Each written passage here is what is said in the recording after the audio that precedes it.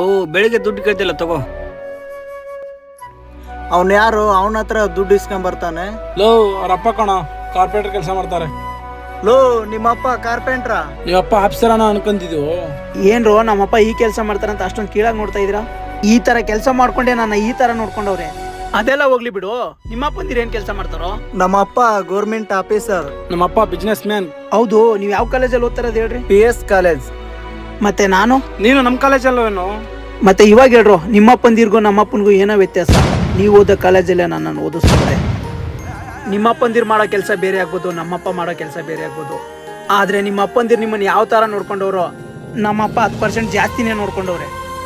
ಒಂದ್ ಮಾತು ಕಂಡ್ರು, ಯಾವ ಕೆಲಸನೂ ಕೀಳಲ್ಲ, ಯಾವ ವ್ಯಕ್ತಿ ಬಗ್ಗೆನೂ ಕೀಳಾಗಿ ಮಾತಾಡ್ಬಾರ್ದು. ಯಾಕಂದ್ರೆ ಪ್ರತಿ ಒಬ್ಬ ಮಗನ್ಗೂ ಅವ್ರ ಅಪ್ಪನೇ ಹೀರೋ ಆಗಿರ್ತಾನೆ. ಸಾರಿ ಮಗ.